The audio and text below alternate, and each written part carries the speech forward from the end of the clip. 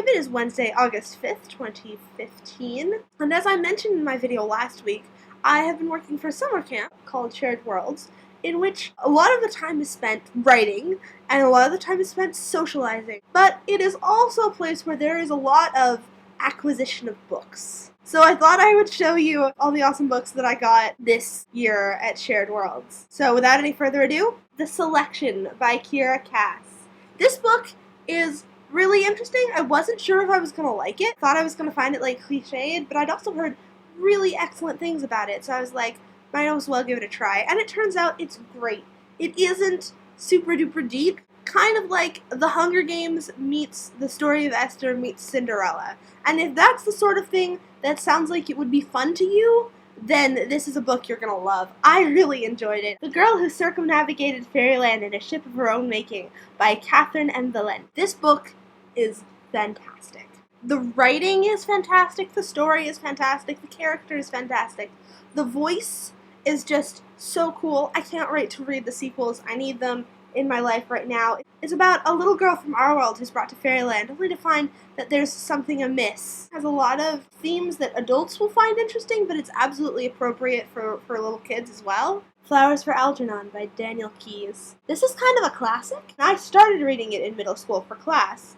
I never managed to finish it. It's absolutely fascinating. It's really fast to read. It's about a mentally ill man who undergoes surgery to make him smart, to raise his IQ, and it's about like personhood and, you know, like what value people have, when intelligence is a blessing and when intelligence is a downfall. Yeah, I recommend it fully. That's the end of the books that I've finished reading already, but there are more. The Kite Runner. I don't know that much about it, but it's on this list of like modern classics and books you should read before you die. I got it used for like $3, I think. I was like, I can buy a book that's a contemporary classic for $3.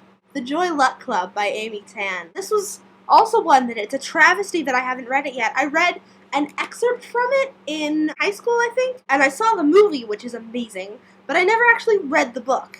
And Amy Tan is supposed to be just a fantastic author, and the story I already know I like, and it was on sale at Barnes & Noble, so I was just like, yeah, gonna get me the Joy Luck Club. Paulo City is the sequel to Miss Peregrine's Home for Peculiar Children. If you're familiar with that book, it's the one that has told with pictures in it, old photographs that the author has collected. This one is the same way, so like, chosen at random from the middle of the book. Here are some people sleeping with a skeleton. I don't know why they're sleeping with a skeleton. I haven't read the book yet. I loved the first one so much. It's such an inventive storytelling method, and it's also such an inventive story that, like, it's perfect. The back has got more photographs on it. Like, I just want to read this book so much. Oh my god. A Storm of Swords, the third book in the Game of Thrones series. I've read the first two. I've actually started watching the first season. It's interesting. The books are really good. I'm on page 18, so, like, I don't actually know much yet. And my dad, who's read them too, says that this is his favorite, so I am expecting to love the heck out of this book. This book is called Prudence by Gail Carriger?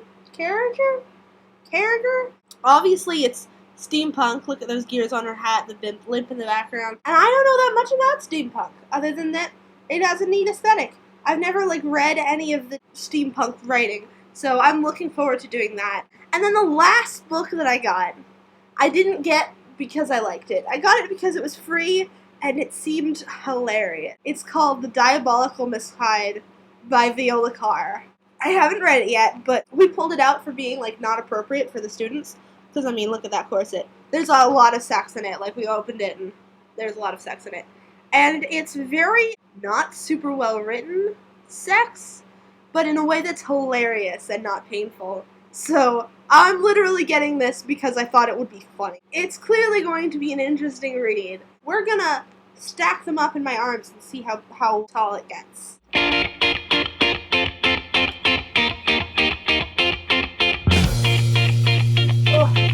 One, two, three, four.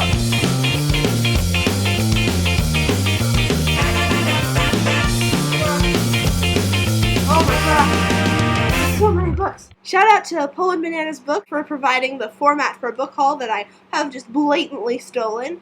That's all for today, Abe. I will see you on Saturday.